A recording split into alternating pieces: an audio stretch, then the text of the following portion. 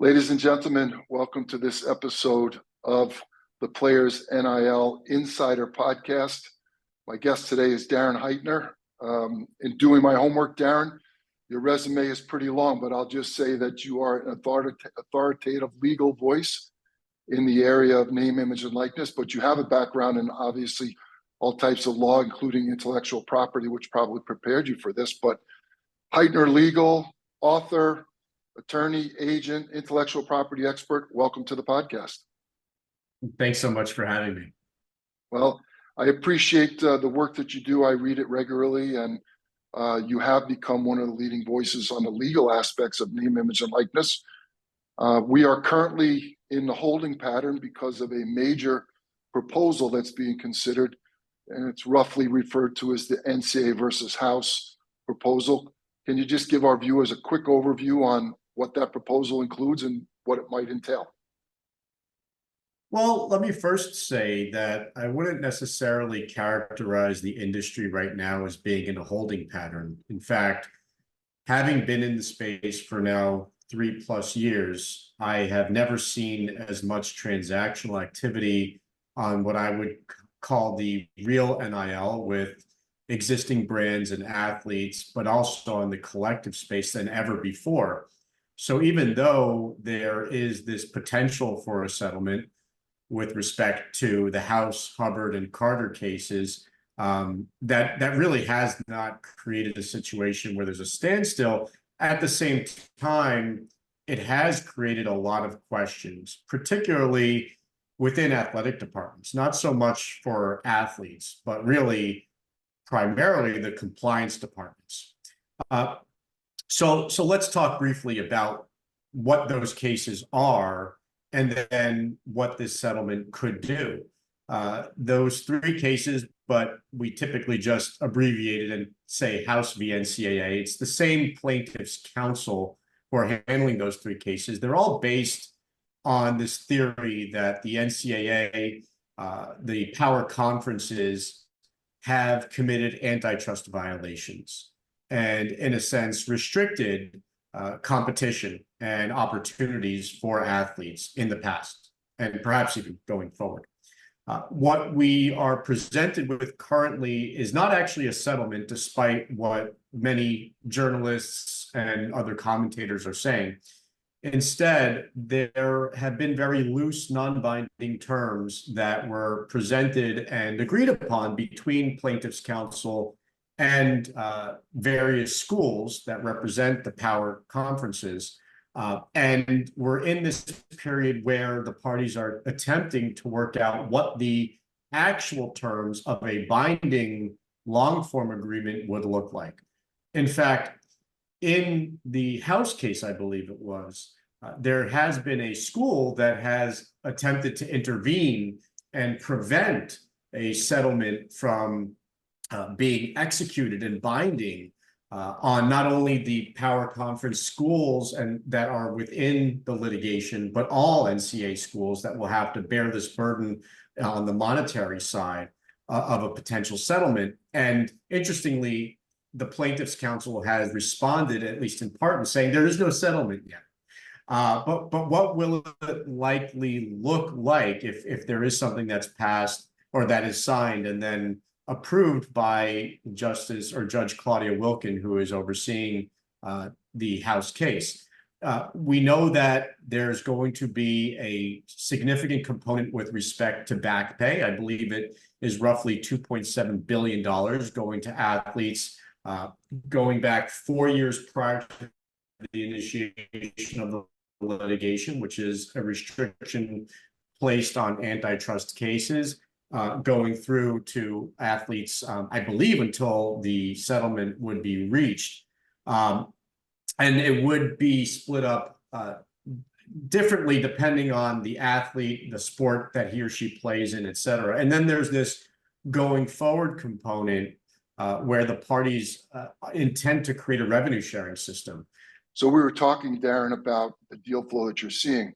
And I want to ask yet another qualifying question. So the majority of what you see, and I understand this is your business, are power conference athletes, revenue athletes, perhaps collective payments and interested donors and sponsors.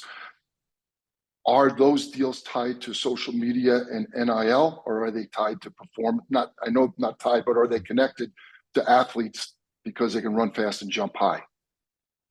It's a great question. I oftentimes am quite vocal in saying that a lot of these collective deals are truly intended to fill a vacuum that's left behind, given the fact that athletes are not currently construed as employees by schools and not being paid salaries. And so this is a way for a workaround to be in place and still provide the more talented athletes, not necessarily from a social media perspective, but in terms of their actual physical performance. And so while we don't see any deals where the amount of money is specifically tied to their performance, because that would be very clearly against the NCAA rules that prohibit same, I absolutely, when I'm reviewing a lot of these NIL collective agreements, there's that component, that quid pro quo, that must tie the payment to the actual performance of some services, whether it be appearances, social media promotion, etc. But yes, I mean, by and large, the amount of money that is being offered to the players is related to either their projected value in terms of what they will add to the team, or what we've already even seen them do if they're a transfer student and they've already shown a proclivity toward being able to perform well at this collegiate level. Yeah. So let's assume that in general, the direction that you just described of House versus NCAA is headed in the direction that we just pointed out. Philosophically, athletes should benefit and be part of the revenue sharing. Do you have an opinion about employment versus non-employment? Well, I have a lot of thoughts. I'll say my personal opinion is that for many athletes, and not all, but primarily football players, men's college basketball players, and perhaps some women's college basketball players, there is such an extreme level of control by the schools with respect to what I would construe as working conditions that I think they should probably be classified as employees. And again, that's not true for all athletes, particularly those in the non-revenue sports. And I think there is the possibility of classifying some athletes within a program as employees and others not. Just like you have in many companies where there may be some athletes who sign employment agreements and other individuals who sign independent contractor agreements. Now, another part of, I guess, the sort of vague question is it necessarily advantageous or generally beneficial for those athletes that I just discussed to be classified as employees? And it may not be. In some circumstances, it may be, and in others, no. They may have better ability to negotiate for better working conditions in the sense of health and safety, and perhaps some other considerations like types of insurance, et cetera, but not necessarily with respect to stability in terms of their ability to stay on a team or retain a scholarship. It may limit their capacity to actually fully exploit opportunities as they currently do for as much capital as they currently are. There's positives and negatives with respect to whether they are classified as employees. I think the important thing to recognize, though, is that it's really not up to them. It's more so up to probably a court of law, and there are cases pending where a judge or judges may make that determination. No matter what the fallout is on employment, for sure, an athletic department's P&L, profit and loss sheet, is going to change. There's going to be added expenses. In order to make up for that expenses, anyone that runs a business knows you need to do two things: cut expenses and increase revenue. So I'm going to say that increase in revenue is going to happen through collective participation, perhaps private equity, where there's a lot of talk about that coming into play. The cutting of expenses is what a lot of people are worried about. Are we going to see non-revenue sports removed? Are we going to see scholarships removed kids that are getting NIL deals because the school is going to cut that portion of the compensation out of it. Any thoughts on those questions? Well, schools, and I should say athletic departments specifically at the power conferences, have enjoyed a system over decades where they didn't have to pay the labor. And so what we've seen are schools sometimes saying they're losing money if they're cooking the books. And I'm not an accountant, but if you get a good CPA, you can make data analyze in a way where it's not truly what's happening. I mean, consider the fact that we've gone through over the past decade a situation where coaches, and not only head coaches, but assistant coaches, have seen an exponential increase in their salaries. We've lived through an era where there are astronomical buyouts for coaches. It's just, you promise a coach so much money, you get tired of him after a couple of years, and then you pay him $80 million to go away. That's bad business. And I don't, the easy argument, the low-hanging fruit that we oftentimes hear from athletic directors or conference commissioners is that we're going to have to cut sports or we're going to have to reduce scholarships. But I think they just need to be run as better businesses and not necessarily spend as much on coaches and not spend as much on superfluous items related to the facilities. Redirect money to where it should go, which is the labor, in my estimation. And so it may happen, particularly with this House settlement.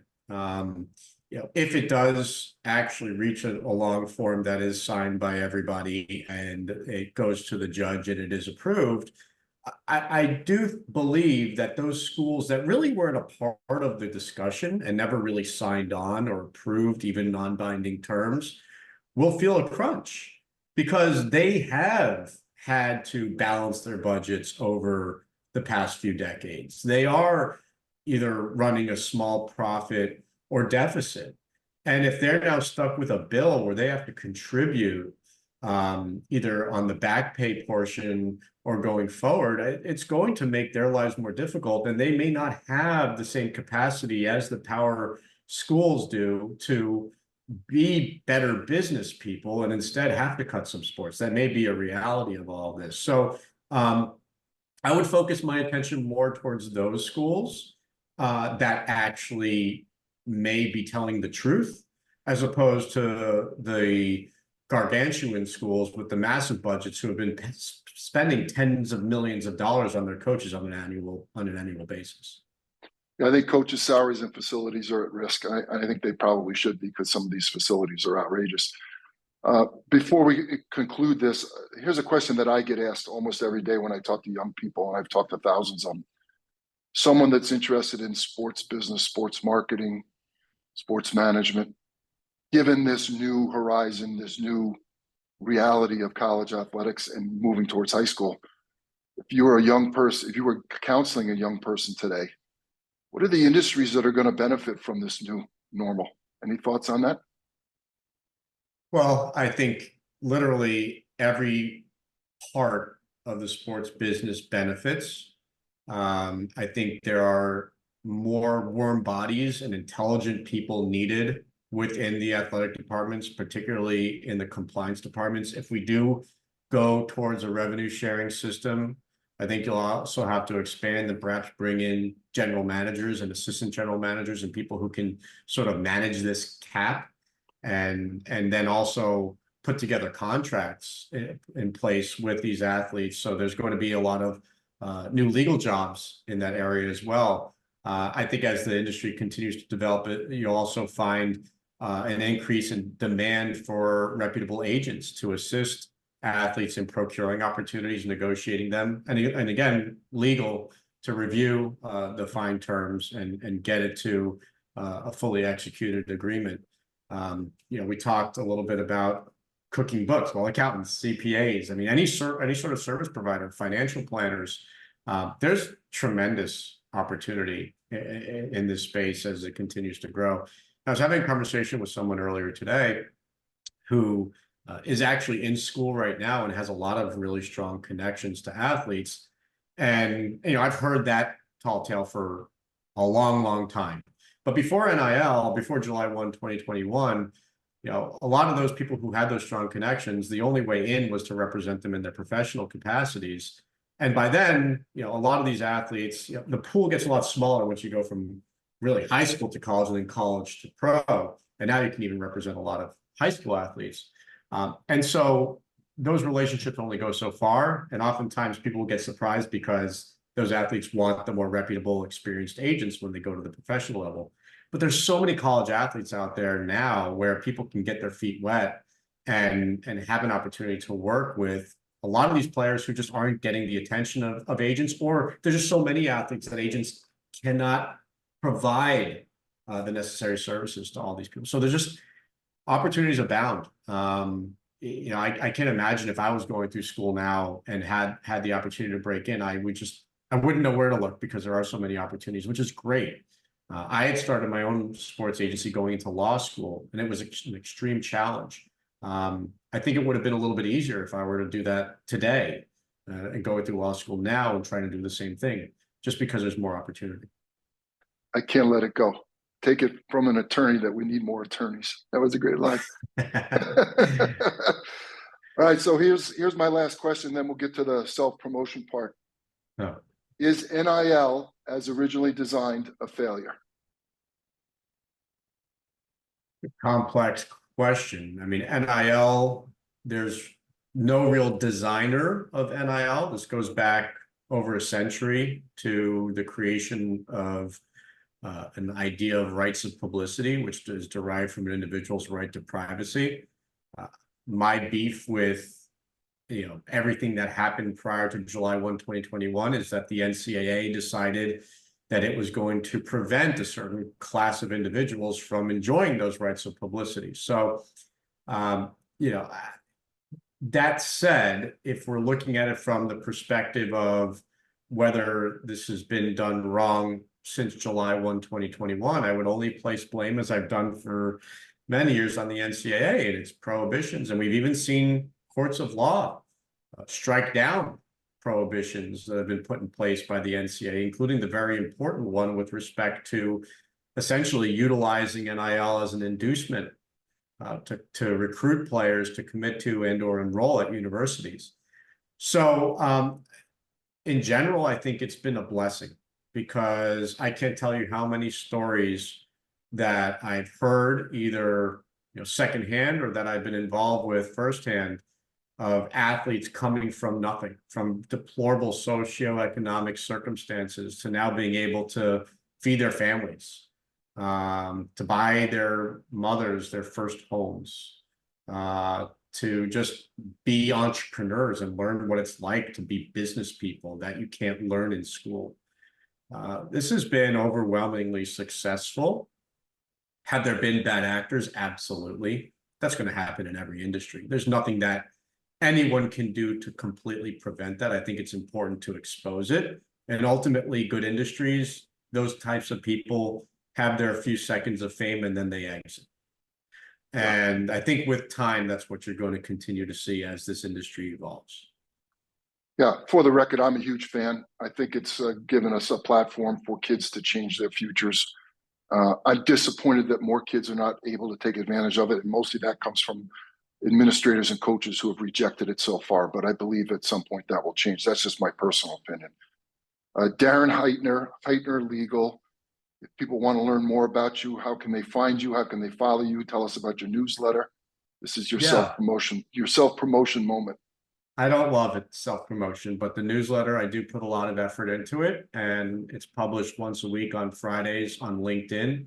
It's called Newsletter Image Likeness, and I think we're up to almost 90 weekly volumes. So I've stayed true to pushing that out on a weekly basis. I try to be as involved as I can on X. It's difficult at times. I used to be much more involved, but it's just my name, Darren Heitner, and my law firm is Heitner Legal. Great. Darren, this is a great conversation, and perhaps once we have a settlement, we'll get back together again and talk about the actual facts of what we're going to live with, not just what we think the crystal ball tells us. I appreciate you joining us today, and I appreciate all your work in the industry. Thank you for that. Thanks for the excellent questions.